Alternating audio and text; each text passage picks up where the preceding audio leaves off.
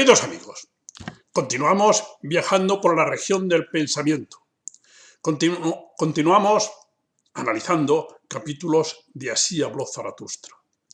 Lo primero que siento hoy ante este capítulo es el privilegio enorme que tenemos de poder acercarnos a hacer filosofía, a leer, a pensar, a comunicar. La verdad es que es un privilegio que pocas personas se pueden permitir. Nosotros llevamos ya mucho tiempo paseándonos por esta región, que es una región preciosa, profunda, interesante, llena de experiencias propias, experiencias nuestras, experiencias de nuestra interioridad, experiencias de nuestro pensamiento. En realidad, en este capítulo, que es el capítulo 14 de la segunda parte del libro Así habló Zaratustra, Nietzsche va a hablar, se llama el capítulo, del país de la cultura. En realidad, no va a hablar de la cultura, sino de aquellos hombres del presente que deberían crearla. Va a hablar del presente, de la cultura del presente, pero de los hombres del presente. Así se llamó este capítulo antes de que pusiera el nombre ya definitivo del país de la cultura. Se llamaba de los hombres y del presente. Ese presente que él lo califica como cultifilisteos a estos individuos del presente. Habla a veces de un nosotros, de ellos y de vosotros. Vosotros sois los hombres del futuro. Nosotros somos aquellos que proyectamos ese futuro, que deseamos ese futuro. Y ellos, vosotros, podéis convertir en un ellos o en un nosotros, según os decantéis a un polo o al otro. Es decir, según os decantéis hacia nosotros o hacia ellos. ¿Qué es la cultura para Nietzsche? Es una pregunta muy interesante y además es fundamental. La respuesta queda fundamental en el pensamiento de Nietzsche. Nietzsche considera que nosotros estamos formados, construidos, porque tiene que ser así, porque los seres humanos nacemos indefensos, sin instintos, y hay que adquirir esa segunda naturaleza. Pero, ¿qué es la cultura para Nietzsche? Pensó mucho este tema. En realidad, cultura es la respuesta que se da a los interrogantes terribles de la vida palpitante, inquieta y profunda. La respuesta que se da al ser originario. Esto es cultura para Nietzsche. La respuesta es muy seria y muy profunda. Por lo tanto, cultura es la respuesta que los seres humanos se han dado a los interrogantes terribles de la vida que palpita, inquieta, de la vida profunda, de la respuesta a ese ser originario. El ser para Nietzsche es algo movedizo, amenazador y seductor a la vez. Esto se experimenta cuando lo familiar se hace inhóspito. Efectivamente, cuando intentas ir más allá de lo habitual, entonces experimentas esto que Nietzsche nos está diciendo. Que el ser es movedizo, amenazador y seductor a la vez. Una forma de cultura es poder entender esto. Es decir, poder entender que el ser es así. Es decir, poder ser profundos, como nosotros lo estamos intentando, es ya una forma de hacer cultura. Poder entenderlo y superarlo. Esa forma de cultura, que es poder entender esto, es la de los griegos. Los griegos tenían una forma de seguir viviendo, aunque habían descubierto la realidad pavorosa del ser. Por supuesto, ellos ya habían descubierto esta tragedia de la vida, pero eran capaces de seguir viviendo porque la habían superado. Y la respuesta que dan a ello es cultura. Esta es la cultura. Esa era su cultura que les sujetaba para no morir en la tragedia.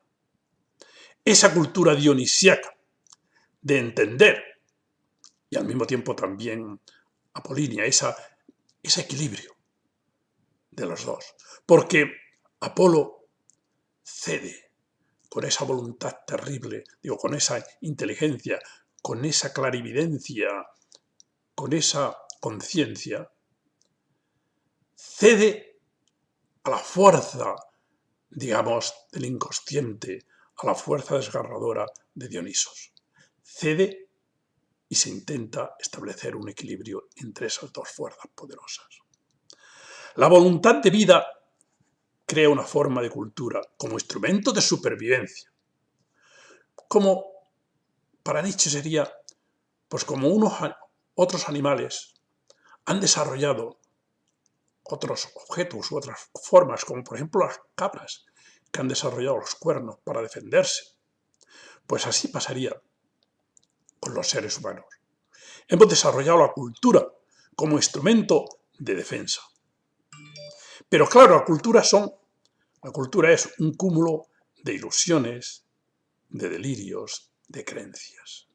Y esa cultura que se ha construido para Nietzsche, lo que ha hecho es frenar los impulsos de la vida.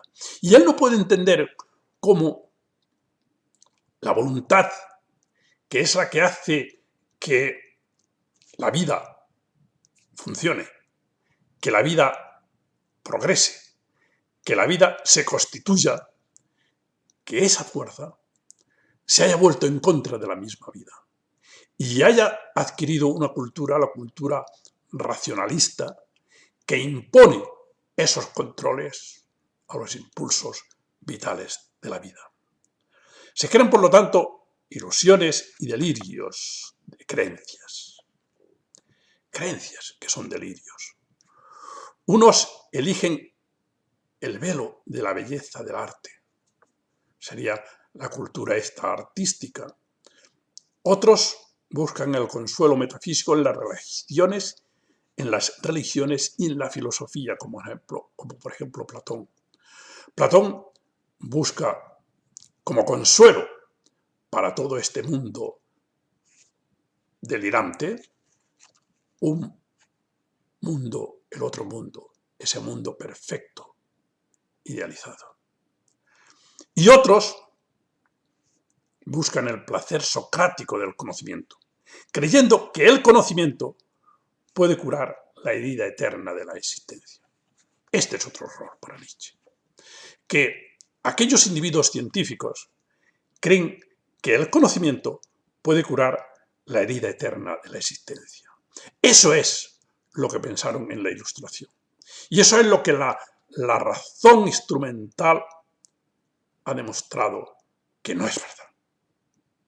Como podemos ver en este mundo nuestro científico del presente. Todas estas ideas que estoy ahora explicando, se encuentran perfectamente en Astor, ese filósofo francés que ha escrito ese libro tan delicioso, lo voy a enseñar, se llama Dorian Astor, Nietzsche, la zozobra del presente. Este libro que es sencillamente maravilloso.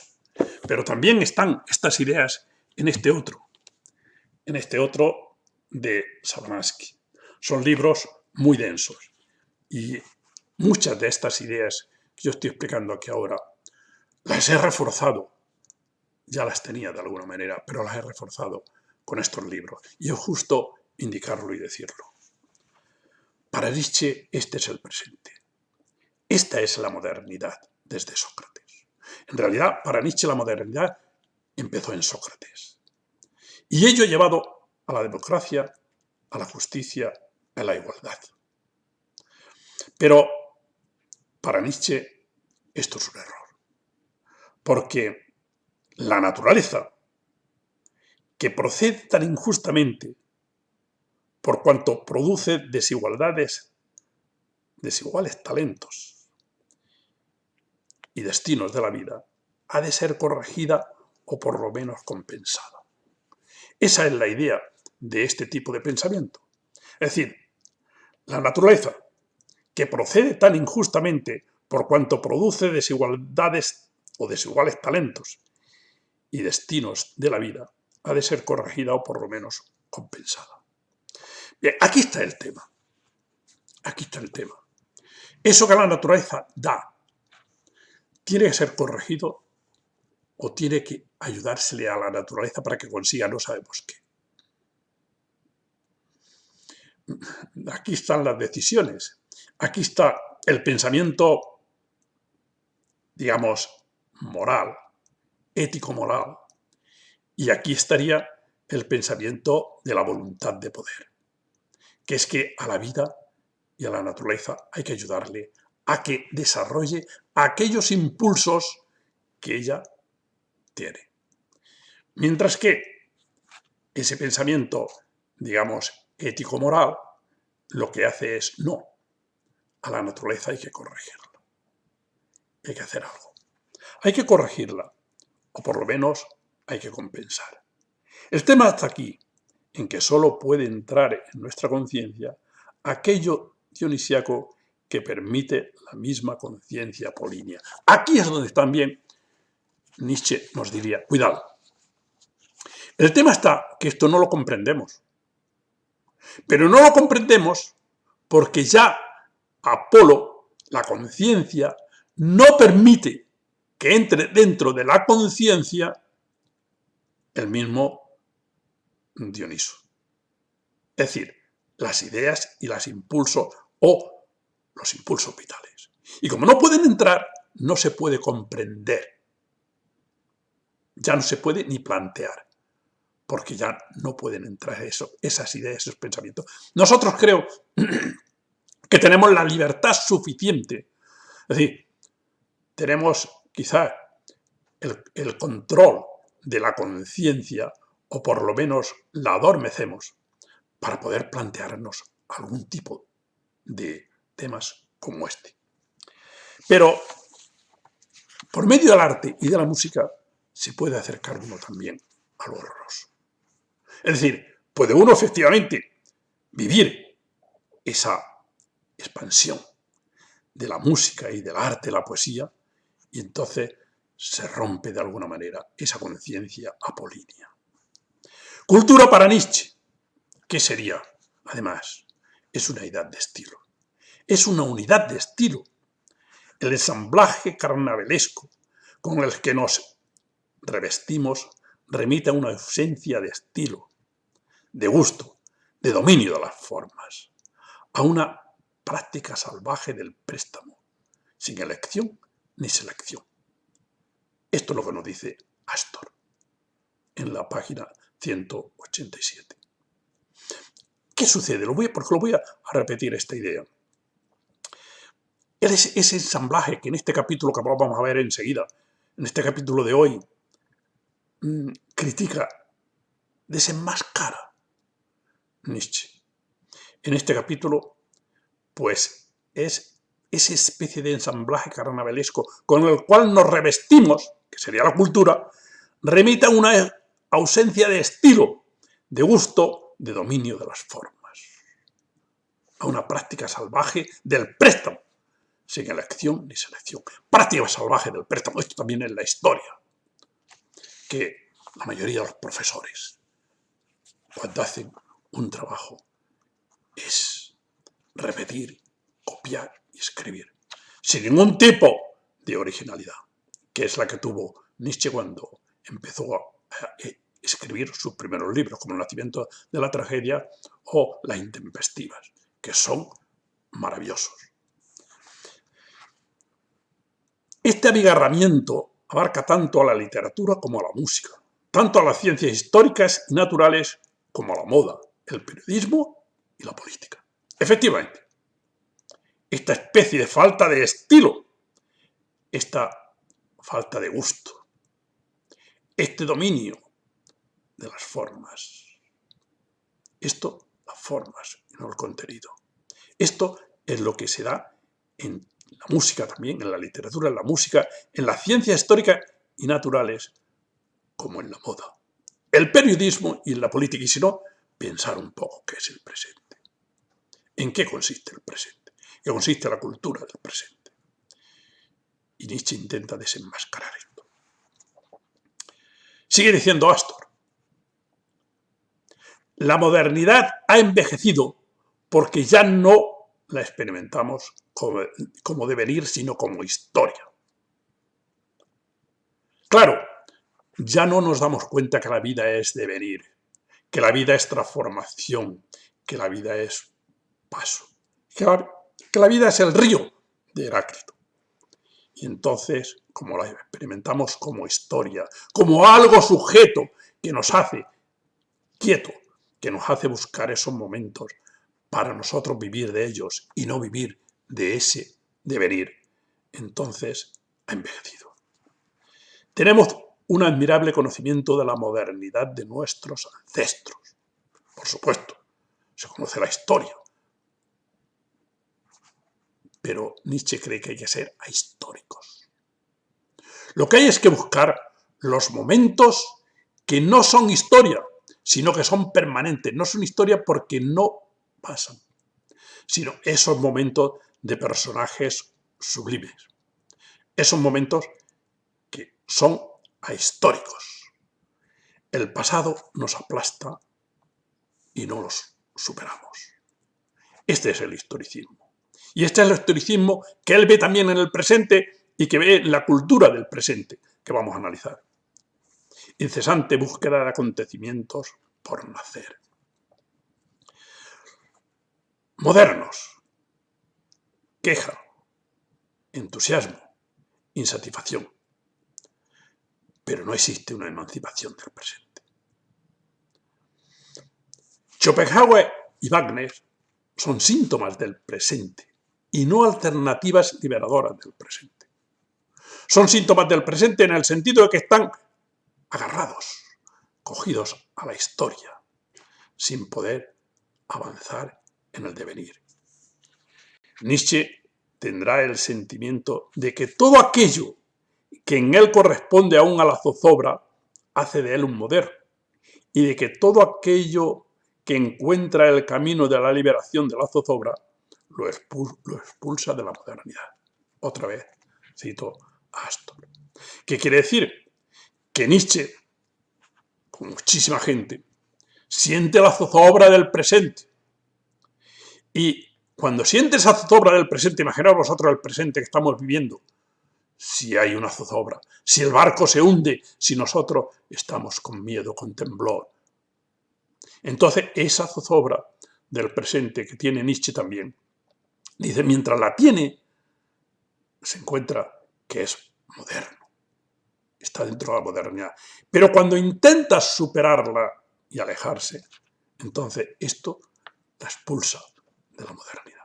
Es decir, cuando nos liberemos de esa zozobra, porque nos hemos conseguido construir, entonces construir como personas elevadas, construir la grandeza, nos estamos alejando de esa zozobra, de ese miedo. Pero después de este capítulo, de esta introducción, vamos ya a entrar en el capítulo del libro. El capítulo que nos toca analizar hoy, el país de la cultura. Entonces, empieza con una parte primera donde él va a describir su situación con respecto al presente, al pasado y al futuro. Y empieza por el futuro, su experiencia. Nietzsche dice que se había atrevido a adentrarse volando en el futuro. Nietzsche es un personaje que nos promete un futuro. Veréis el final, qué bonito es, de este capítulo. Nos promete un futuro que sea diferente del que nosotros vivimos. Estamos enganchados, estamos viviendo esa zozobra que se hunde el barco y no somos capaces de levantarnos. Habla del futuro. Se había ido volando al futuro, pero sintió un estremecimiento de horror. Nadie le había seguido. Solo el tiempo era su compañero. Esto es también bastante sorprendente, que a Nietzsche sus ideas no se les haya seguido todavía. No le habían seguido y se encuentra solo acompañado del presente, del tiempo. El tiempo era su único compañero. La soledad de Nietzsche, que en muchas ocasiones ya se ha hablado de ella, pero una soledad radical, profunda, que conecta con el ser originario, creo yo. Entonces, él dice, el tiempo era mi único compañero. Cuando él se encuentra allá en las montañas suizas, en esa soledad, ¿y qué es lo que me acompaña? Solo las horas, los minutos. Siempre en la soledad, nadie le sigue. Entonces, decide analizar el presente, el futuro, ese futuro que él ha ido volando, al que él ha ido volando, se encuentra solo. Analiza el presente, con anhelo y deseos de ver bien al presente. Pero tuve que echarme a reír con cierto temblor. Viene y se tiene que reír de qué es lo que se está viviendo. Pero es una risa que le produce temblor. Es una risa molesta, como va a decir también en alguna ocasión Michel Foucault. Y esa risa que le hace temblar le produce también esa zozobra y esa angustia. Situación abigarrada en la que se encuentra, desordenada, patria de todos los tarros de colores. Ese es el presente. Pensemos y veremos. No hay unidad de estilo, máscaras y colores.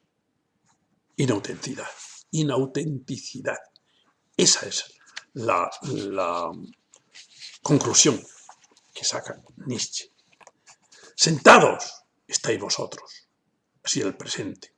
Estos hombres a los que se podía referir, como eran profesores de universidad o incluso al mismo Wagner, contemplando vuestra realidad con cientos de espejos que la multipliquen.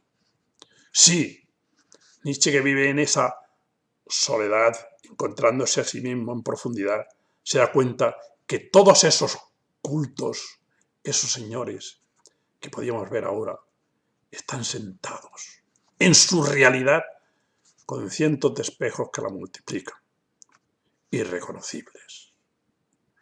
Wagner, Schopenhauer, sois irreconocibles. Todos los profesores que yo tuve sois irreconocibles. Vuestro propio rostro es una máscara. Ahora también, la cultura son máscaras que nos ponemos para no ser nosotros. Eso es un poco el presente. Entonces, vamos al pasado, aquí en el capítulo. El pasado se ve a través de vuestros velos, porque vosotros interpretáis el pasado como documento para confirmar vuestro sistema de pensamiento y acción. Es decir, el pasado lo estáis aprovechando en beneficio propio para intentar confirmar o reforzar los sistemas de pensamiento y acción que vosotros tenéis y que habéis considerado que son los verdaderos. Sois historicistas y sois nihilistas. Bien, el tema del nihilismo es muy interesante, pero hay que entenderlo. A ver, existe un nihilismo que es el nihilismo, la falta de valor y la falta de categoría de ese tipo de cultura, de esto que estamos viendo. Eso sería una calificación, se califica todo ello como nihilista. Pero existe también como metodología, es decir, el nihilismo como vivencia. Y entonces yo lo utilizo como metodología para intentar demostrar que eso es nihilismo y que por lo tanto yo voy a ir a la radicalidad de demostrar que eso es nada. Y entonces no es que me llamen a mí nihilista, no es que yo sea un nihilista, sino que estoy utilizando el instrumento del nihilismo, que sería el nihilismo como vivencia y como falta de valor del idealismo. Porque el idealismo es ese mundo que nos construimos, empezando por esos principios metafísicos para luego de ahí sacar todas las conclusiones. Y por lo tanto, ya todas las conclusiones que saquemos de nuestra cultura, ya todas ellas van a estar apoyadas en el vacío. Porque no están apoyadas en la vivencia, sino en la idea construida. Nietzsche cree que la conciencia del nihilismo debe llevar a la voluntad de poder a vencerlo. Debe llevar a que la voluntad de poder sea capaz de vencerlo. Es decir, cuando nosotros no somos capaces de vivir, pero es que esto no nos lleva a ningún sitio. El presente no nos lleva a ningún sitio. Esto son valores nihilistas, que son los valores de un progreso puramente material. Son los valores de la cantidad y no de la cualidad. Son valores del dinero. Cuando nosotros seamos capaces de vivir ese nihilismo, entonces ello debe despertar a la voluntad para que venza ese nihilismo. Que Nietzsche cree que mucha gente ya se ha dado cuenta de ello, pero que no es capaz de vencerlo. No es capaz, le falta voluntad. Entonces, cree que la conciencia del nihilismo debe llevar a la voluntad de poder a vencerlo como valores hostiles a la vida. Porque son valores hostiles a la vida. La vida está amenazada, ya lo sabemos. Para Heidegger, la voluntad de poder carece de meta y lleva a un absurdo despiadado. Porque Heidegger critica a Nietzsche en este sentido.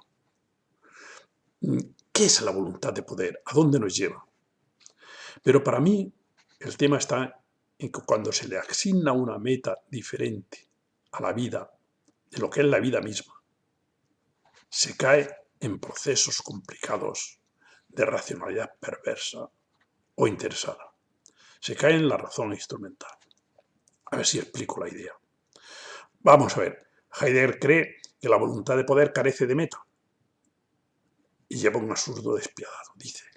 Y por lo tanto, ese mundo al que nos quiere llevar Nietzsche, utilizando la voluntad de poder para conseguirlo, que sería en el fondo el conseguirlo, es decir, la meta sería el desarrollo de la voluntad de poder. Entonces, le critica. Pero yo creo que cuando se le quiere poner una meta a la vida, una meta racional, un objetivo, entonces se cae en esa racionalidad perversa e interesada, en la razón instrumental, esa razón que crea monstruos. Entonces, en esa situación también hay que contemplarla, esa situación. Y esa posibilidad, porque ya no es posibilidad, ha sido realidad. El idealismo crea lo incondicional en su mente y luego lo deduce todo de esa creación idealizada de lo excelso. Lo excelso, y luego ya todo se desarrolla desde ahí. Y estas cosas son las que está criticando Nietzsche en este capítulo. Para Nietzsche lo incondicionado es producto de lo condicionado.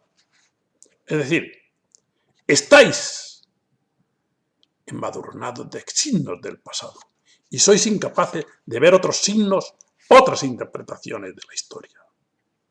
Os habéis escondido de todos los intérpretes de signos. Os habéis escondido. No sois capaces de entender otra cosa. Sois incapaces de entender lo nuevo. Ante este presente, esta situación del presente, este presente abigarrado, abigarrado en lo desordenado. Dos posturas. Rectificar la racionalidad, si la racionalidad se ha equivocado, en efecto, y este sería el camino de Habermas.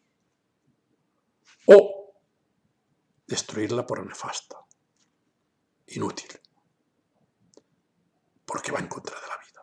Esta sería la postura de Nietzsche. Es decir, ante un presente en el que vive Nietzsche, que todavía es nuestro presente, ante un presente que percibe, que siente esa zozobra, esa angustia, y percibe que la Ilustración ha llegado a unas situaciones tremendas, y Habermas va a vivir después de la Segunda Guerra Mundial y lo va a vivir con más fuerza todavía, con más intensidad. Entonces hay dos caminos. Ha habido dos caminos de interpretación. Uno, Habermas va a defender que se ha equivocado la racionalidad. Nos hemos equivocado y tenemos entonces que enderezarla.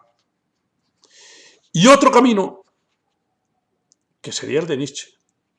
No hay que enderezar nada. Hay que romperla e empezar de nuevo. Empezar otra cosa. Esto no lleva a ningún sitio. No es la racionalidad así, creada desde Sócrates, o si queréis descubierta desde Sócrates. No es esa racionalidad que Hegel nos está diciendo que es la razón en la historia, que la realidad es razón y la racionalidad es realidad. No, hay que romperlo y percibir, sentir otro tipo de realidad, que sería la realidad de la vida, los impulsos vitales. Vosotros sois los únicos intérpretes de todo el pasado, presente y futuro, dice en este capítulo que estamos analizando. Todas las épocas y todos los pueblos miran abigarradamente desde vuestros velos. Claro, vosotros habéis creado unos velos, habéis creado ya una forma de interpretación y todo lo veis desde esos velos, a través de esos velos. La realidad se ve con los ojos que vosotros tenéis. Pero aunque os quitáramos todos vuestros velos y todos vuestros gestos, aún seguiríais siendo espantapájaros. Como analiza aquí Nietzsche. Pero es que vosotros no tenéis nada más. No sois capaces. Os habéis puesto esos velos, habéis puesto esas especies de espantapájaros, esas máscaras, porque no sois capaces de contemplar vuestra realidad, porque no sois capaces de desarrollar vuestra realidad, porque no sois capaces de sentir vuestra voluntad y vuestra energía. Pero aunque os quitáramos todos esos velos, seguiríais siendo espantapájaros. Porque él dice, yo, que os veía sin velos, yo era un pájaro que me espanté de vosotros volando. Me fui volando. También me fui volando de vosotros. Porque vosotros me estabais causando este tipo de angustias, este tipo de situaciones. Entonces también me fui volando. Preferiría ser jornalero en el submundo, dice Nietzsche. Preferiría ser jornalero en el submundo y entre las sombras del pasado. Bueno, Nietzsche en este capítulo demuestra que es cultísimo, porque hace citas, pero citas con un sentido muy sutil de varios autores. Por supuesto, de la Biblia, que la conocía maravillosamente, de las obras de los griegos y también de las obras de los modernos, como sería Goethe. Entonces aquí, entre las sombras del pasado, y dice, ¿qué es lo que le decía Aquiles a Ulises en la Odisea? Conclusión, no os soporto, hombre del presente, porque vivís de todas las cosas siniestras del futuro. Si interpretéis el futuro y se aprovechéis de las cosas siniestras, pero no de las cosas maravillosas. Nadie ha sido capaz de interpretar lo positivo de los griegos, para seguirlos. Solo interpretáis lo más siniestro y todas las cosas del pasado que espantaron a pájaros extraviados son las más familiares para vosotros. Bien,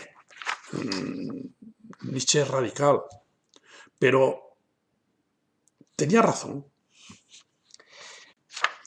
Y contra los positivistas, de los científicos positivistas, los científicos nos van a resolver todo, nos lo van a solucionar todo.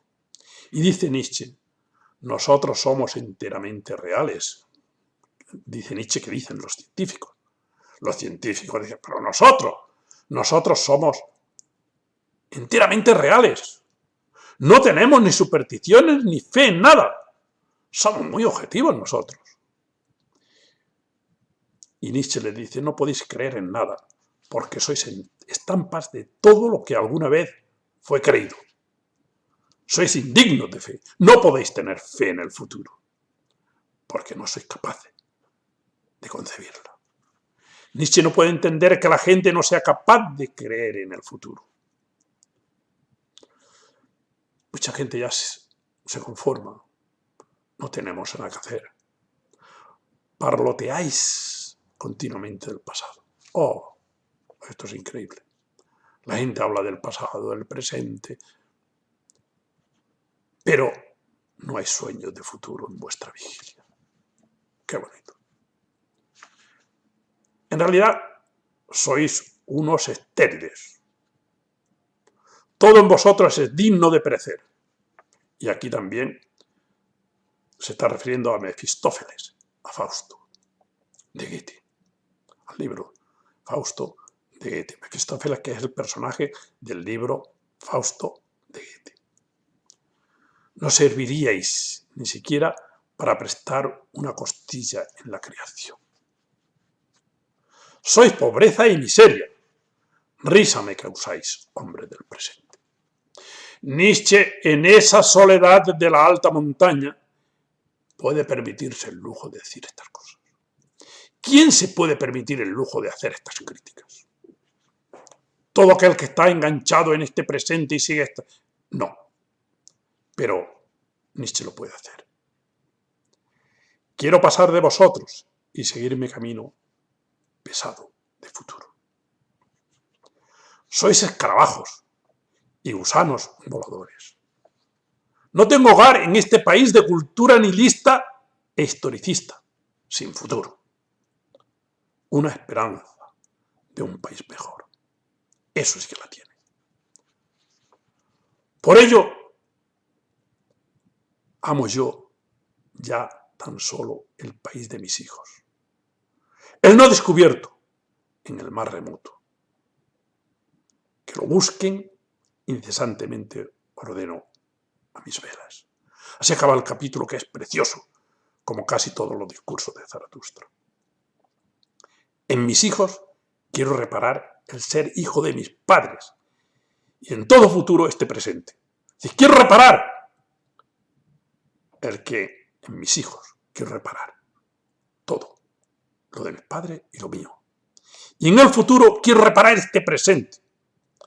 Patria es lo que todavía no existe, el país de mis hijos. Es precioso. Por ello amo yo tan solo el país de mis hijos. El no descubierto, en el mar remoto. Que lo busquen incesantemente, ordeno yo a mis velas. Muchas gracias.